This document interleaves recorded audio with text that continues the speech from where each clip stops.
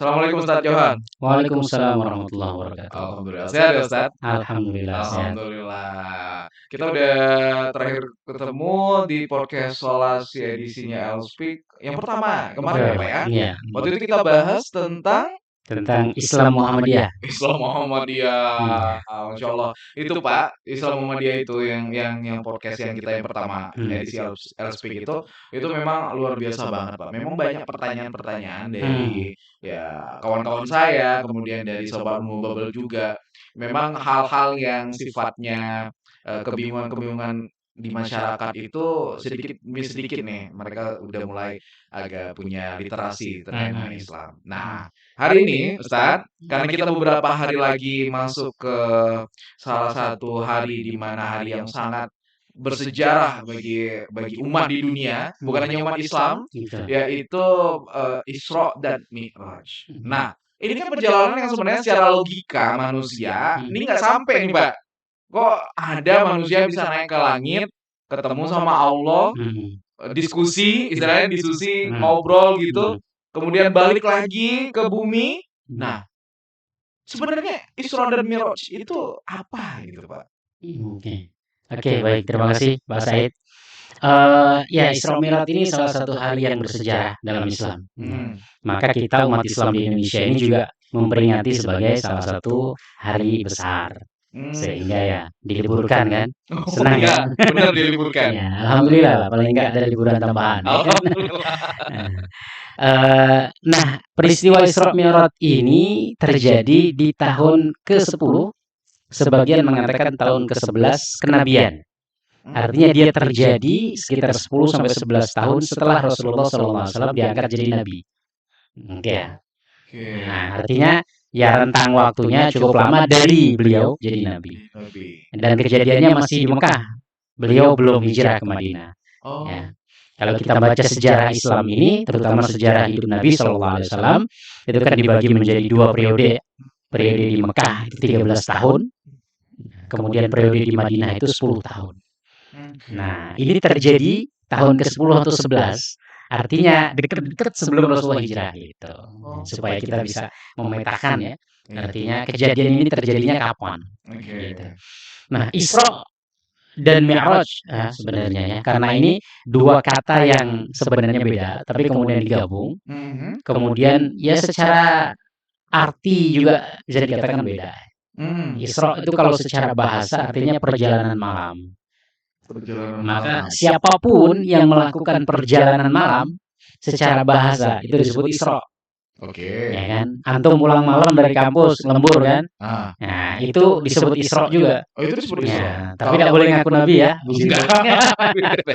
Kalau misalnya keluar dari rumah ke warung kopi, ya, sama juga. Itu juga disebut Isra secara bahasa. Secara bahasa. Oh. Jadi nanti kalau ngajak ngopi malam-malam, yuk kita Isra. Oke. Terima kasih Pak. Kode yang baru nih. Jadi Isra itu perjalanan yang dilakukan di malam hari. Nabi Musa alaihissalam pernah juga diperintahkan oleh Allah untuk Isra. Jadi Nabi Musa itu kan dikejar sama bala tentaranya Fir'aun. Kemudian Allah memerintahkan sebelum ketangkap istilahnya ya, itu untuk berjalan di malam hari. Jadi kabur duluan gitu. Nah, jadi ajak kaummu wahai Musa untuk berjalan malam menghindari kejaran Fir'aun gitu. Karena kalau nunggu pagi udah ketangkap duluan kan seperti itu. Itu Isra. Dalam Al-Qur'an disebutkan dengan kata Isra juga. Nah, Rasulullah SAW itu juga mengalami perjalanan Isra ini ya. Nah, itu secara bahasa sih. Tapi kalau secara istilah, Isra itu ya perjalanan yang dilakukan oleh Nabi Muhammad SAW. Artinya dalam definisi ilmu sejarah gitu. Kalau kita mendengar kata Isra, ya perjalanannya Nabi Muhammad, bukan perjalanannya Nabi Musa tadi kan. Kan itu secara bahasa ya. Secara istilahnya ya. Kalau kita dengar kata Isra, berarti itu perjalanan yang dilakukan oleh Nabi Muhammad SAW dari Masjidil Haram yang ada di Mekah sampai ke Masjidil Aqsa yang sekarang ada di Palestina. Itu kalau saya tidak salah ya, pernah ngukur-ngukur di Google lah, nanti sambil antum cari. Itu sekitar 1440-an kilometer. Ya kan? Kalau orang zaman dulu itu perjalanan bisa ditempuh mungkin dalam waktu sebulan. Karena naik unta ya kan paling cepat naik kuda, tapi kuda kan juga butuh istirahat ya kan. Artinya perjalanannya itu mungkin normal-normalnya ya sebulanan gitulah, kurang lebih sedikit. Nah, Rasulullah ini melakukan perjalanan itu tidak sampai 1 malam, gitu ya. Tidak sampai 1 malam. Ini Isra-nya, ya kan? Dari Masjidil Haram ke Masjidil Aqsa. Nggak sampai 1 malam. Nggak sampai semalam. Dengan estimasi perjalanan 1440 kilometer. Di zaman itu, ya kan? Makanya.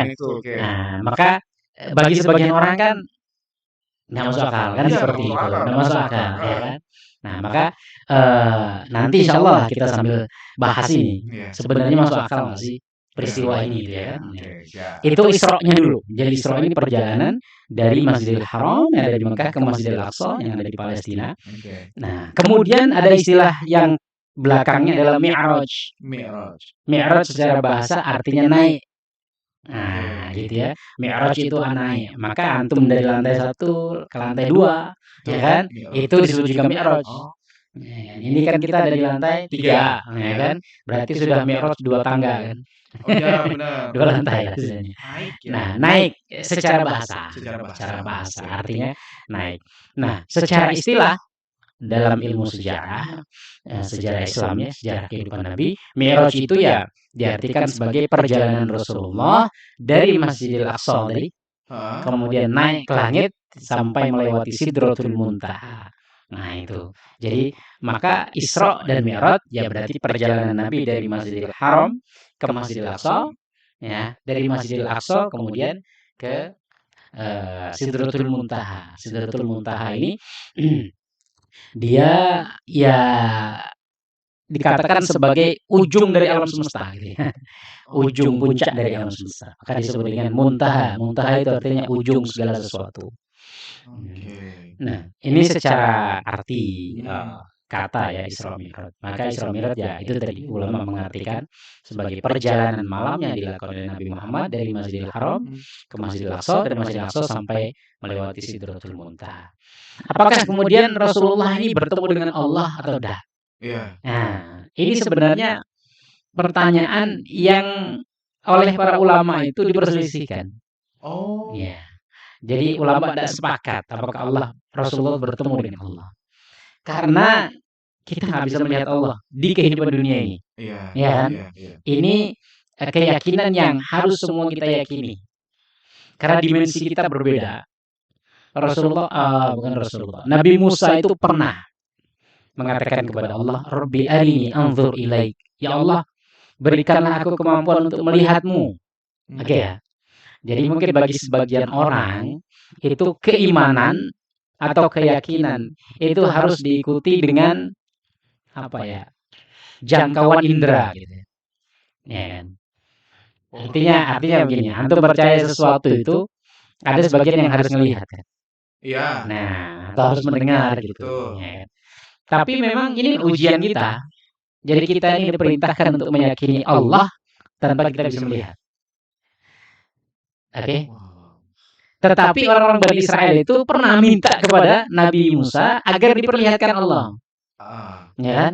Karena tadi keyakinan mereka itu hanya berlandaskan kepada perkara-perkara yang bisa diindra gitu. Jadi gini Pak Said, kalau seumpamanya nih, antum ngasih tahu ke saya, ya sesuatu. Kemudian saya harus melihat langsung atau harus melihat langsung. Kira-kira kepercayaan saya ke antum ini kuat apa tidak? Enggak ya. Enggak. Iya kan? Enggak. Berarti harus dibuktikan. Iya betul. Ya, tapi kalau percaya, pokoknya kalau Pak Said percaya lah, ya kan? Ya. Nah, harus. Antum ngasih kabar apa? Ustaz ini ada ini. Oh ya percaya. Pokoknya kalau Pak Said percaya. Kan gitu ya. Iya betul. Artinya keimanan mana yang lebih kuat? Yang harus berlandaskan kepada indera, baik indera pendengaran, indera penglihatan, atau hanya berdasarkan kepada berita. Lebih kuat pada berita ya. Artinya begini, ketika Rasulullah menyampaikan ada Tuhan namanya Allah, nggak bisa kita lihat, tapi harus kita yakini. Kemudian kita percaya. Itu kan berarti keimanan kita lebih kuat daripada orang-orang Bani Israel yang ketika Nabi Musa mengatakan percayalah kepada Allah Tuhan kalian, tapi kalian nggak bisa melihat. Mereka ah nggak percaya, gitu kan. Kita harus melihat dulu dong, ya kan? Iya, betul. Masa kita suruh percaya Allah tapi nggak lihat, nah gitu. Nah itu diantara perbedaan ya keyakinan kita dengan umat Bani Israel. Tapi intinya, apakah Rasulullah itu kemudian melihat Allah ketika naik ke Sidratul Muntaha? Sebagian ulama mengatakan enggak. Ya, karena apa? Karena memang kita nggak bisa melihat Allah dalam kehidupan kita di dunia ini. Ya. Nanti ketika di akhirat baru bisa. Oke ya. Dengan apa ya? Ya dengan keadaan yang pasti berbeda kan ya. Kita dimensi kita di sini itu kan lemah. Betul.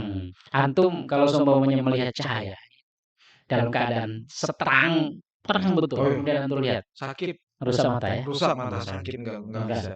Maka ya itu artinya kalau kita memaksakan mau melihat Allah bisa jadi nah, gitu. Karena kita nggak mampu, dimensi kita Allah ciptakan tidak mampu untuk menangkap itu di dunia ini. Nanti di akhirat ya bisa, tapi dengan cara Allah ya. Nah, Agak bahaya ya Ustadz. Maksudnya gini, saya agak bahaya atau agak pusing? bukan, agak bahaya. Saya hampir tergiring ketika tadi Ustadz Jawad menjelaskan dari A sampai tadi tentang masalah kita melihat Allah. Itu agak maksudnya saya mulai hampir saja membayangkan Allah itu dalam sosok Nah, istri. iya, gitu. Nah, itu kan sebenarnya bahaya. Ya, itu bahaya betul. Tapi kan ya tadi gitu, ini masalah benar. Ini masalah keyakinan terhadap keyakinan yang dilandasi keimanan atau tidak. Ketika memang semua didasari oleh keimanan, maka ya keyakinan itu akan tegak lurus. Tapi kalau misalkan keyakinan itu tidak dilandasi dengan keimanan, maka muncullah pertanyaan-pertanyaan yang seperti tadi. Betul. Tapi memang agak bahaya ketika kita sudah berpikir ke situ ya, Ustaz. Nah, itu yang dihindari oleh para ulama. Kenapa ulama-ulama itu mengatakan kita nggak bisa melihat Allah di dunia ini? Karena kalau sesuatu itu bisa dilihat di dunia ini, dia pasti berbentuk. Betul. Dia pasti ada fisik. Iya. Maka ya mohon maaf lah. Mungkin terbayang di pikiran kita, oh Allah tuh kayak gini ya kan? Iya betul. Iya itu hampir lah ya. Maka di dalam surat Al-Ikhlas itu walam yakul lahu kufuwan ahad. Allah nggak seperti apapun. Apa yang kita pikirkan tentang Allah, Allah nggak kayak gitu. Maka apapun, ada seorang ulama namanya Syekh Mutawalli Sya'rawi. Beliau mengatakan bahasa Arabnya begini. Kullu ma khatara bi balik fallahu laisa kadzalik. Apa yang terpikir di pikiranmu, Allah nggak kayak gitu. Karena pikiran kita ini adalah hasil dari apa yang bisa kita indra. Antum pernah dengar ular naga? Ular naga. Ular naga ya? Pernah. Ya, apa yang tergambar di pikiran antum? Ini barongsai. Nggak ada ular, kemudian ya, ular bentuknya ada kaki, ada kaki bentuknya naga ngeluarin api. ada cakar gitu ya. Ya. Nah, itu ada nggak sih benda itu? Setahu saya sih nggak ada. Iya. Belum ada sih. Itu kan hewan khayalan istilahnya. Iya. Jadi, tetapi ketika orang berpikir ular naga, mereka merangkai antara ini ular, kemudian ini ditambah kakinya kaki elang, mungkin ya kan? Iya. Ditambah mungkin kepalanya agak dibuat mirip-mirip dengan kuda atau dengan apa? Iya. Jadilah rangkaian-rangkaian itu. Itu hasil apa yang pernah kita. Orang kita pernah melihat kuda, ya kan? Kita pernah melihat ular, pernah melihat cakar, ditempelin jadi satu. Dan terbayang kemudian ular naga. Nah, ketika kita berpikir tentang Allah, kemudian Allah itu seakan-akan berbentuk, akhirnya kita mikir, oh Allah tuh kayak orang tua, jenggotan, duduk dan sebagainya kan. Akhirnya kita membayangkan Allah tuh kayak manusia. Nah, ini yang harus kita hilangkan. Itulah yang membuat umat-umat zaman dahulu dan sampai sekarang membuat patung-patung tentang Tuhan mereka. Maka kita nggak boleh menggambarkan tentang Allah, ya kan? Ya, mohon maaf lah. Sebagian agama yang kemudian dia bikin Tuhan mereka telinganya besar, ya kan? Atau ini besar, ada yang tangannya banyak, ya kan? Bahkan ada yang Tuhan tuh lebih jelek dari kita, kan? Akhirnya kan? Di Mesir ada namanya Sphinx. Oh, yang patung singa ya, itu ya? Patung singa, kemudian apa namanya kepala manusia. Karena orang zaman dulu berpikir Tuhan itu harus sekuat singa dan secerdas manusia, gitu. Nah, sehingga itulah mereka tergambar Tuhan mereka kayak gitu, kemudian dijadikan patung. Ya. Oke. Maka kita nggak boleh menggambarkan tentang Allah. Karena apapun yang kita gambarkan tentang Allah, pasti Allah nggak kayak gitu. Karena kita menggambarkan hasil dari apa yang pernah kita lihat. Dan yang kita lihat itu adalah benda. Iya. Dan Allah bukan seperti benda. Oke, Ustaz. Ini kita kembali lagi ya, tapi memang agak nyerempet ini masalah logika. Tadi Iya. kan sudah ditegaskan oleh Ustaz bahwa keyakinan kalau tidak dilandasi oleh iman, maka khawatirnya ya kita nggak benar-benar yakin. Nah, Isra tadi perjalanan Isra tadi itu 1440 kilometer dijangkau dalam satu malam oleh Rasulullah. Gimana? Gimana nih biar ini gitu, Ustaz? Oke. Bisa nggak kita pikirin secara logika gitu? Iya. Hmm. Saya pakai cerita. Ada satu cerita anekdot Oke. lah ya. Jadi Pak Said, ada cerita tentang semut naik mobil. Antum pernah dengar? Belum. Oke ya. Perjalanan semut itu, Pak Said, kira-kira ya, dari ujung ruangan ini Ya. sampai ke ujung ruangan itu, kira-kira butuh waktu berapa jam? Kira-kira aja. 2 jam. 2 jam lah ya, Ya. sampai situ Kan ya. semut soalnya jangkauannya kecil kan. Kecil. Ya. Oke. Kalau dari Sungai Liat ke Pangkal Pinang, Ya. ya kan? Ah. Atau Pangkal Pinang ke Sungai Liat. Kira-kira semut itu berjalan butuh waktu berapa tahun? Wah. Kita aja 45 menit. Puluhan Nggak kali kebayang ya? ya? Nggak kebayang. Kebayang. Iya. Nah, jadi ada cerita seperti ini. Jadi ada satu ekor semut, itu dia naik ke mobil. Anggaplah mobil saya pulang ke Sungai Liat. Iya. Ya. Ada semut itu naik ke mobil saya. Kemudian saya berangkat dari sini, mungkin semuanya pulang jam 4, nyampe rumah jam 5. Oke ya, sejam. Kemudian saya balik lagi ke sini. Anggaplah maghrib atau isya nyampe sini. Ya kan? Udah bolak-balik gitu. Sungai Liat Pangkal Pinang 1-2 jam lah anggap. Oke. Ya kan? Nah, habis itu semut tadi keluar dari mobil, cerita sama kawannya. Bro, saya itu tadi jalan ke Sungai Liat, balik lagi ke Pangkal ini 2 jam. Kawannya tadi percaya ber? Nggak percaya, ente kayak gitu gimana jalan? Iya. Ya kan? 2 jam tuh kita cuma satu ruangan inilah. Iya. Bisa ente berapa 40 kilometer lebih semuanya kan? Iya. Anggaplah ya dari Pangkal Pinang ke Sungai Liat. Bolak-balik cuma 2 jam, mana mungkin? Betul. Ya kan seperti itu. Iya. Cuman kalau menurut antum, kira-kira yang bener yang mana?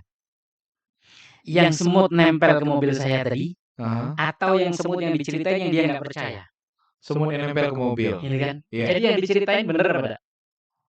Yang diceritain oleh semut tadi, bahwasanya dia mengalami lah ya, perjalanan dari Pangkal Pinang ke Sungai Liat bolak-balik 2 jam. Benar. Bener ya? Benar. Ya. Benar. Itu sebenarnya.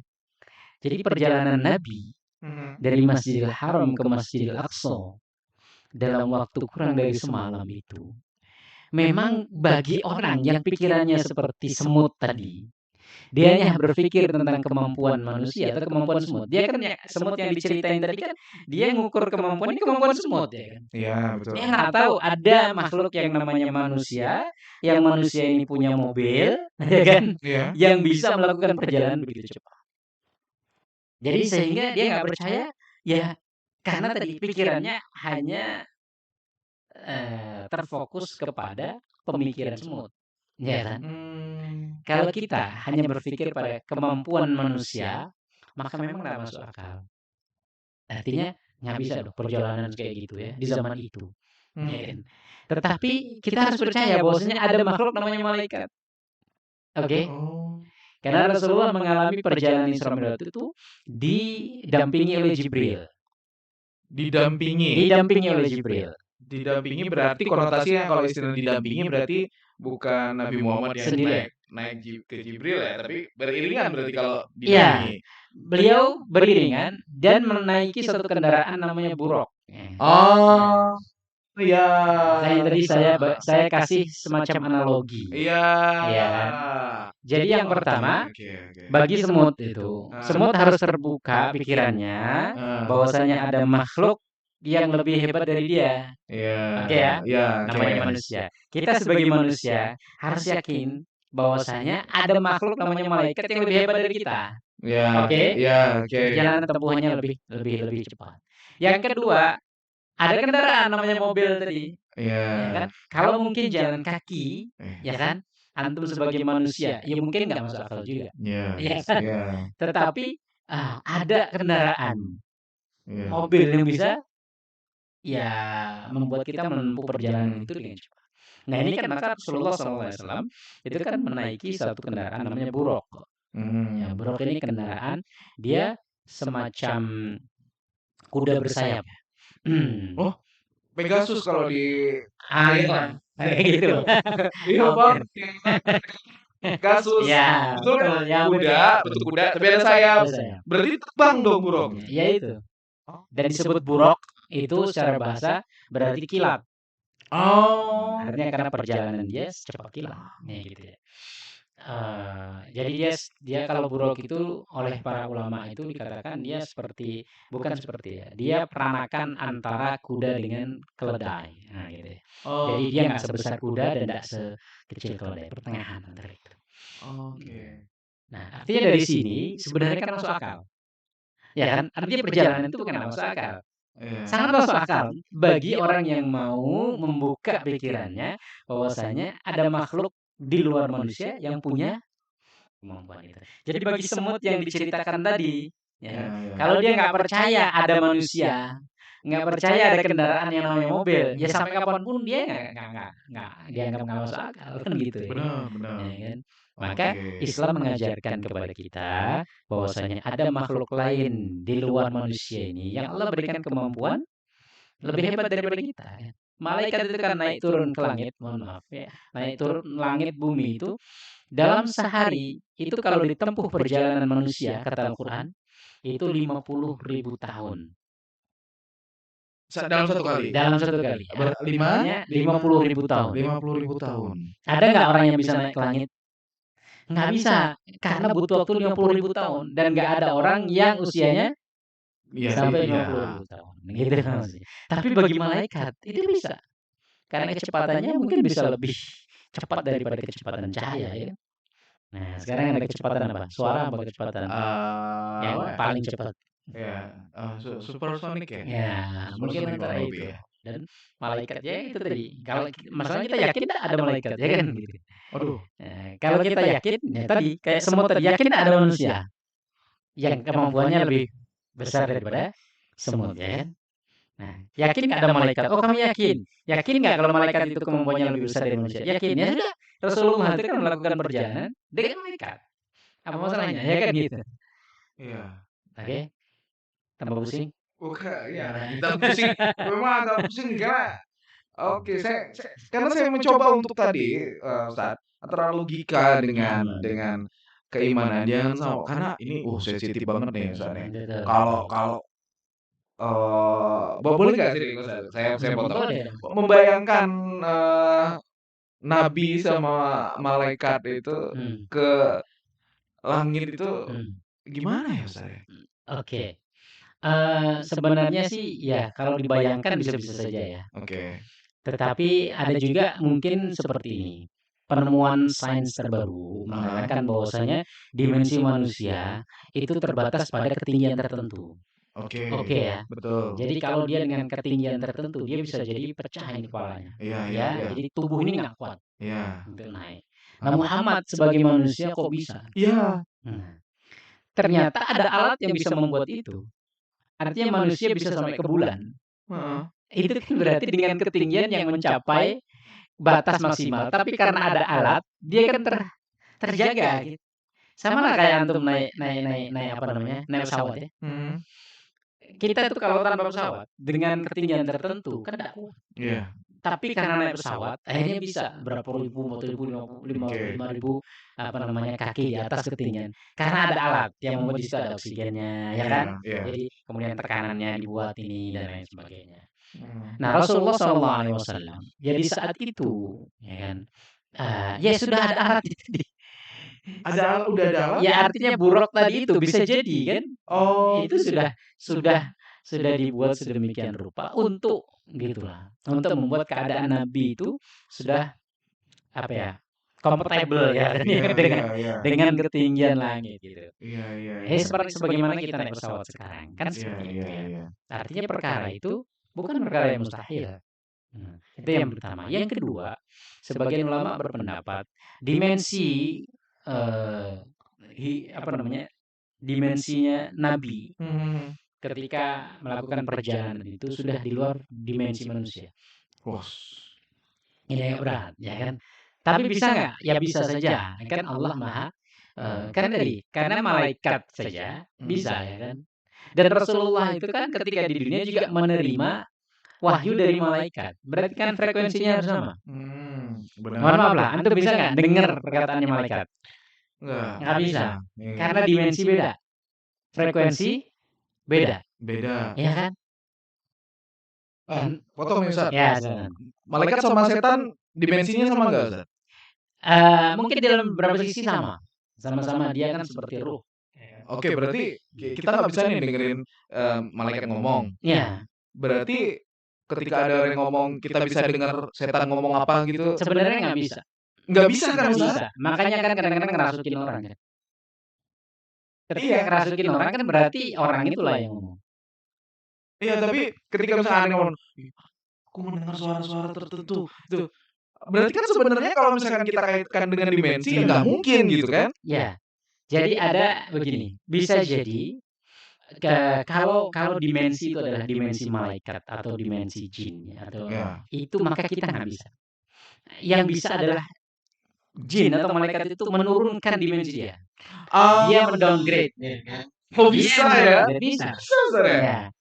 Maka ketika Rasulullah SAW itu menerima wahyu itu melalui beberapa perantara. Yang pertama itu Rasulullah memang dia naik. Jadi dimensi dia naik mengikuti frekuensi Jibril sehingga mereka bisa sama-sama saling berkomunikasi, bisa mendengar. Gitu ya. Yang kedua Jibril yang turun. Jibril menyerupai manusia. Makanya kan Jibril menyerupai manusia. Atau tadi Jibril menyampaikan pikiran-pikiran kepada Nabi SAW. Itu juga bisa dikatakan sebagai wahyu. Kita tuh kadang-kadang kan mungkin dapat bisikan-bisikan tertentu ya, untuk melakukan sesuatu atau meninggalkan sesuatu. Itu bagi sebagian ulama, mungkin psikolog juga ya, nggak tahu juga, mungkin itu paham. Itu kan dikatakan bisikan setan atau bisikan malaikat. Oleh bahasa agama ya dikatakan sebagai ilham. Ilham. Kalau wangsit, ilham wangsit sama lah kayaknya. Kalau saya dengarnya pangsit ya. Ya. Nah, seperti itu Pak ya. Jadi ya kalau dari sini kan berarti tadi peristiwa Isra Mi'raj sebenarnya bukan ada masalah, dia masuk akal. Ya, cuman tadi ya kita jangan sampai berpikir seperti pikirannya semut tadi. Iya benar. Jadi sehingga semut yang tadi tidak percaya adanya manusia atau adanya kendaraan namanya mobil, dia selama ini nggak percaya. Maka perjalanan Muhammad nggak mungkin lah orang kayak gitu kan bisa melakukan perjalanan gitu. Maka orang seperti Abu Jahal ya, dia pertama kali mendengar itu langsung mengingkari. Dia langsung mengingkari, wah nggak mungkin lah. Ya, karena tadi pikirannya masih pikiran semut ya kan. Ya. Tetapi Abu Bakar ketika ditanya, Abu Bakar, ente masih percaya nggak sama Muhammad? Ngapain Nabi Muhammad? Itu habis dia semalam katanya mengalami perjalanan ke Baitul Maqdis sampai kemudian ke Sidratul Muntaha, balik lagi subuhnya udah di tempat gitu kan. Habis Isya kemudian subuh sudah di tempat. Nah, kenapa masuk akal? Kata Abu Bakar, yang lebih dari itu pun aku akan percaya. Artinya lebih dari itu pun setiap hari beliau menyampaikan wahyu tentang adanya akhirat, adanya surga, adanya neraka, ya kan? Membawa Al-Qur'an yang sebagai firman Allah, tiap hari saya percaya kan? Kan seperti itu ya kan? Yang peristiwa seperti ini itu lebih ringan untuk kita percaya. Iya. Maka kemudian beliau dijuluki sebagai Abu Bakar As-Siddiq yang mempercayai. Terus Nabi Muhammad ketika udah sampai di langit sana, itu dikasih Allah apa itu Ustaz? Nah, mungkin balik ke tadi ya, antara Rasulullah itu melihat Allah atau tidak tadi ya. Sebagian pendapat ulama mengatakan Rasulullah nggak melihat Allah, karena Allah nggak bisa dilihat dalam kehidupan kita di dunia ini. Ada sebagian yang mengatakan Rasulullah melihat Allah, tetapi ya tadi itu sudah bukan dimensi duniawi. Sekarang kan sudah dimensi ukhrawi. Tapi mungkin yang seperti itu ya untuk kita gambarkan agak susah.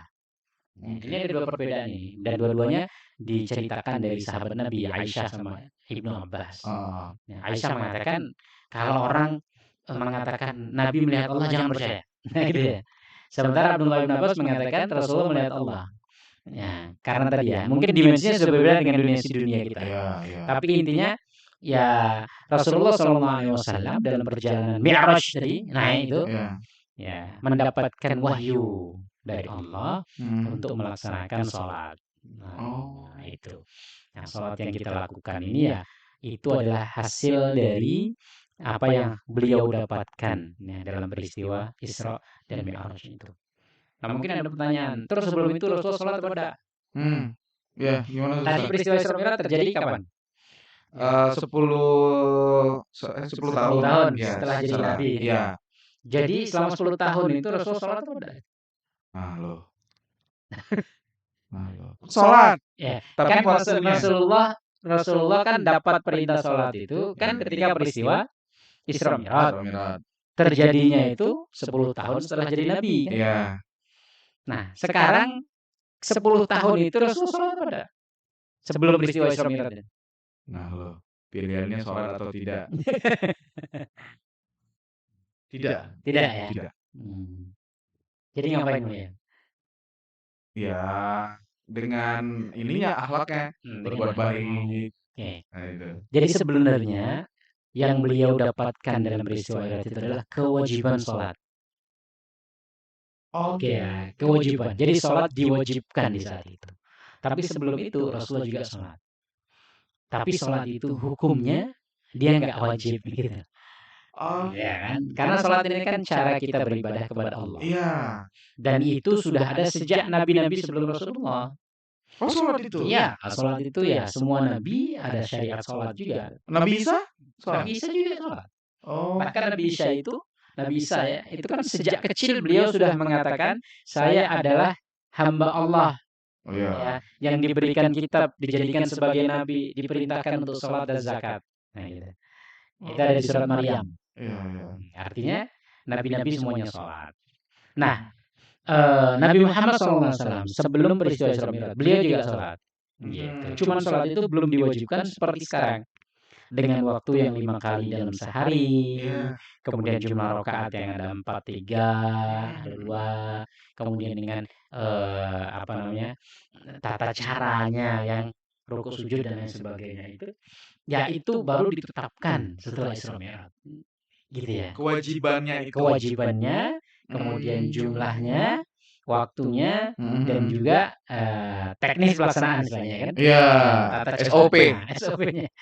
Caranya. Iya. Nah sebelum itu seperti apa? Nah nggak ada riwayat yang detail ya. Nggak ada riwayat detail.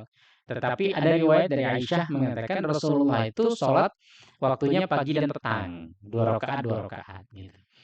Jadi sebelum peristiwa Isra Mi'raj itu Rasulullah sudah terbiasa sholat dan sholat pagi dan petang itu 2 rakaat. Kemudian Rasulullah juga sudah terbiasa dengan sholat malam dan nabi-nabi dulu juga memang sholat malam gitu. Maka Rasulullah mengatakan sholat malam adalah kebiasaan orang-orang soleh zaman dulu. Ya, artinya sejak sebelum Nabi orang-orang soleh pengikut para nabi itu juga sudah membiasakan sholat malam. Cuman mungkin tadi teknisnya mungkin beda. Caranya kita nggak tahu. Ustaz, boleh sambil diminum dulu sambil saya menenangkan pikiran ya Ustaz ya. Ini Masya Allah. Aduh, ini pembahasannya itu saya tuh kalau bareng sama Elspeak itu benar tuh kayak wow, oke gini ya. Memang ilmu itu aduh, Masya Allah Ustaz. Aduh. Nah, kemudian Ustaz, dalam tradisinya kita di Indonesia, saya nggak tahu di luar sana di Arab ada atau enggak.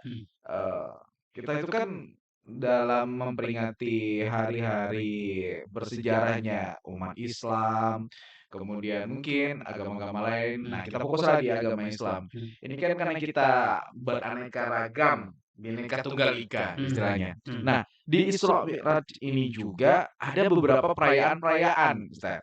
Kalau misalkan yang pernah, saya lalui juga waktu masih remaja, itu malamnya itu kayak ada penyampaian sirah Nabi, kemudian ada pembacaan ayat suci Al-Qur'an, terus kayak ada ya telur-telur khatam, terus ada yang bawain obor.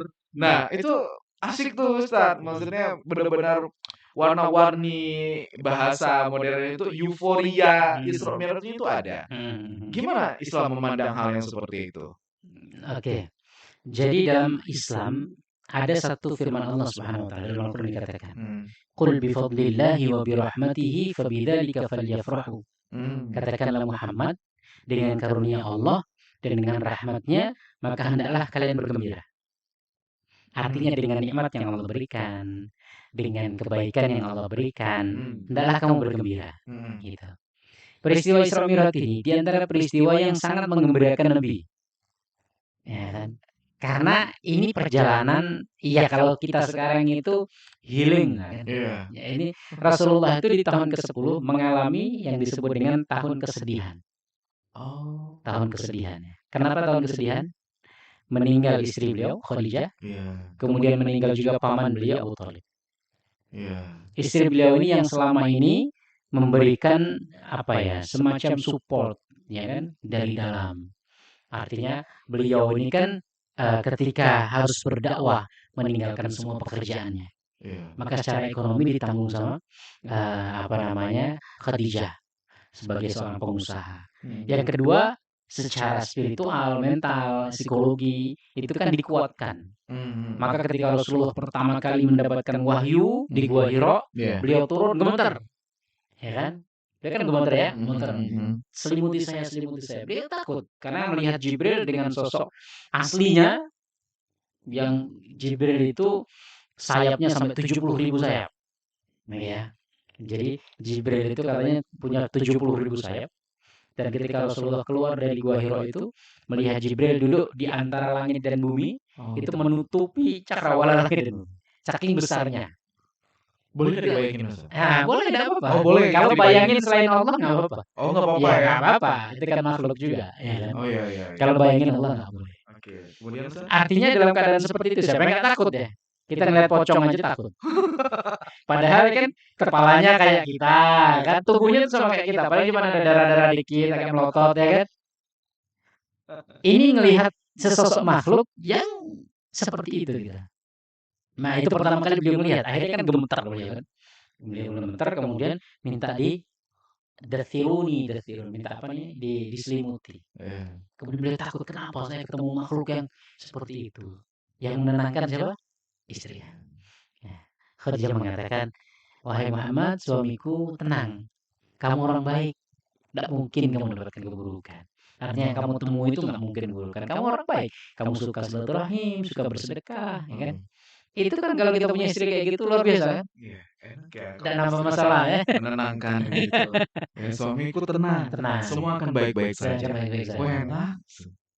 Nanti itu bagian lainnya. Tolong ya Elspeak dibikin isolasi edisi untuk keluarga yang sakinah ya. Pak Adi. Ya, saya pribadi sangat butuh informasi itu ya Pak Adi ya, tolong dikondisikan. Terima kasih Pak Adi.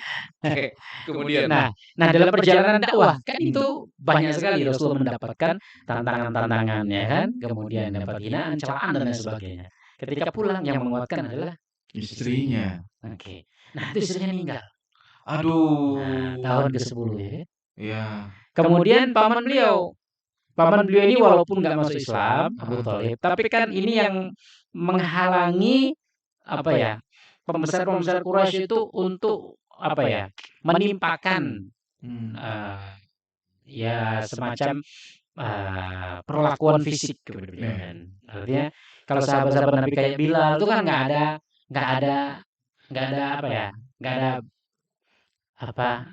ada pelindungnya kan, nggak ada yang melindungi. Jadi di sana Rasulullah ini masih punya pelindung. Artinya pamannya sebagai pembesar ya kan, orang juga mau nyiksa Nabi kan sungkan juga gitu. Kemudian pamannya juga memberikan pelindung. Nah, dua-dua ini meninggal. Gimana sedihnya ya. Nah, itu maka disebut sebagai tahun kesedihan di tahun itu. Istri meninggal yang menguatkan dari dalam, kemudian pamannya meninggal, yang menghalangi dari luar, ya, dari keburukan-keburukan yang ditimpakan oleh orang yang tidak suka kepada Nabi. Maka beliau kemudian betul-betul sedih, ya, dalam keadaan benar-benar Down lah bahasa kita. betul, Galau lah, betul, galau, betul. galau. Nah, disinilah kemudian Allah menghibur. Oh, Jadi ajaklah. ajaklah. Jadi kalau antum mungkin kita cuma ke pantai ini langsung kan sekarang SpaceX kan begitu ya, Iya. perjalanannya ke angkasa ya. Berarti kalau kita Elon healing Musk. diajak sama teman, yuk kita mi'raj. Ya, Hah? Boleh kan? boleh. Boleh, kita mi'raj. Bang Jo, yuk kita mi'raj. Siap. Siap. Nah, jadi ini suatu nikmat, suatu kebaikan ya, suatu kegembiraan. Nah, tadi dalam Al-Qur'an dikatakan, katakanlah dengan nikmat yang Allah berikan, dengan kebaikan yang Allah berikan, hendaklah bergembira. Iya. Perintah Al-Qur'an hanya bergembira. Nah, cara mengekspresikan kegembiraan kembali kepada adat istiadat setempat, cara orang, ya kan? Oke. Yang penting ketentuannya jangan melanggar syariat, gitu aja. Oke. Ya kan orang bergembira dengan nyalain obor kan bagus, ya kan? Kayak apa namanya hari raya gitu seperti itu. Orang bergembiranya ke pantai ya silakan. Mumpung libur kan semuanya nih. Libur Isra Mi'raj ya ke pantai seneng-seneng ya silakan, enggak masalah kan. Atau tadi bikin pengajian untuk mengingat ya perjalanan hidup Nabi sallallahu alaihi wasallam seperti itu. Jadi kayak baca sirah Nabi di malam hari itu disiarkan gitu pakai toa masjid, Ya, nggak apa-apa gitu. nggak apa-apa sebenarnya. Tidak Oke. masalah. Kayak yang itu kan nggak melanggar syariat ya. Iya. Kecuali kalau melanggar syariat seumpamanya ya ya sampai ada seumpamanya sholat Isra Mi'raj ya kan enggak ada. Oh, ya nggak ada ya. Ya kan? Kalau itu ada berarti itu yang Makanya salah. itu kan yang salah. Iya, iya. Jangan bikin sholat Isra Mi'raj. Iya. Sholat Isra Mi'raj kayak sholat Idul Fitri ya kan? Iya. Ya kan? Benar. Berarti kita boleh merayakan Isra Boleh. Mi'raj ini karena memang ya harus disambut dengan sukacita, Ya, dengan kebahagiaan, ya karena memang itu bagian dari perjalanan healingnya Nabi Muhammad. Nikmat Allah yang diberikan kepada Nabi. Tapi kalau ada yang nggak memperingati ya silakan saja. Nggak masalah. Nggak masalah. Ya, Bagi dia diperingati Isra juga. Mi'raj ya udah berlalu lah kayak seperti Iya. itu kan. Udah kita silakan aja. Ya, intinya mau diperingatkan dengan cara yang seperti apa itu dipersilakan, tidak juga nggak jadi masalah. Jadi jangan memperdebatkan sesuatu yang seperti ini sebenarnya ya. Misalnya, nah, mungkin bisa diperdebatkan ketika ada seseorang yang tidak percaya dengan Isra Mi'raj itu. Apa hukumnya? Nah, bagi orang yang tidak mempercayai perjalanan Nabi ini, maka dikatakan kafir. Karena dia mengingkari apa yang diceritakan oleh Al-Quran. Ya, di dalam Al-Quran surat Al-Isra ayat pertama kan? Ya. Subhanalladzi asra bi'abdihi lailan minal masjidil haram ilal masjidil aqsa.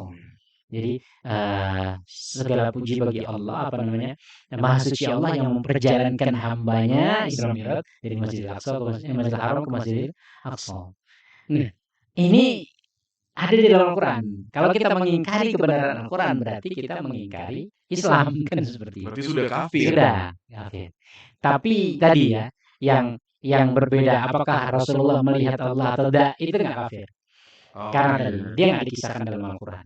Al-Quran tidak mengisahkan apakah Rasulullah melihat Allah atau tidak melihat Allah gitu. Tapi perjalanan itu Allah Subhanahu wa taala sampaikan dalam Al-Quran sehingga kita harus meyakini. Ada satu pemahaman yang mungkin ya ini agak mungkin agak rawan ya. Apakah perjalanan Nabi ini roh dan jasad atau roh saja? Iya benar, saya mau tanya itu. Ya benar baru ingat banget. Saya bisa menerawang itu. Iya, saya sambil mikir loh Ustaz ini gimana. Oke, gimana tuh Ustaz? Oke. Nah, ini juga menjadi perbedaan pendapat ulama sebenarnya. Nah, kalau bagi saya orang yang meyakini semuanya bahwasanya perjalanan Rasulullah SAW itu hanya perjalanan ruh tanpa jasad, itu nggak sampai kafir. Hah? Nggak sampai kafir. Masih bisa nego gitu maksudnya? Iya, maksud saya karena nggak disebutkan ya di dalam ayat itu apakah perjalanannya itu ruh dengan jasad atau ruh saja. Oke. Gitu ya. Sehingga ya tadi Al-Quran tidak sedetail itu menjelaskan sehingga ulama berbeda pendapat. Tetapi kalau tidak percaya peristiwa itu maksudnya. Karena Al-Quran kan menceritakan peristiwa itu. Iya. Kalau nggak percaya peristiwa itu berarti kafir. Tetapi peristiwa itu terjadi ruh dan jasad atau ruh saja, itu kan nggak dikisahkan. Nah, Sehingga kalau berbeda pendapat itu nggak sampai tahap keluar dari Islam. oh, enggak semi kafir. Enggak sampai. Kalau bisa sih. Mana ada semi kafir? Semi kafir. Iya, iya. Tetapi kalaupun kafir ada istilah kafir di bawah kafir. Jadi dalam Islam itu ada istilah kafir di bawah kafir. Orang kufur nikmat itu kan kafir. Ya kan kafir kan? La in syakartum la azidannakum wa la in kafartum. Kan kufur nikmat. Kufur artinya ya. Apa bedanya? Tapi dia nggak kafir keluar agama. Oh, iya, kafir. Ya kan? Jadi makanya disebut kafir di bawah kekafiran. Misalnya masih bisa tobat. Ya, artinya ya itu dosa. Nah, cuma tadi ya, kalau pendapat ulama yang mayoritas mengatakan perjalanan Rasulullah itu ruh dan jasad. Oh, ruh dan jasad. Ruh dan jasad. Karena kalau dia ruh saja, maka orang-orang Quraisy itu ya pasti percaya juga dong. Kan nggak ada alasan untuk dibantah kalau perjalanan ruh. Ya, betul. Artinya antum mimpi ya kan, semalam itu ke Amerika. Ya. Ustaz Johar, saya mimpi semalam saya ke Amerika ketemu Joe Biden, saya tempeleng dia. Karena apa? Karena Gaza ini nggak selesai-selesai perang, kan? Terus bangun-bangun saya, oh saya percaya aja kan?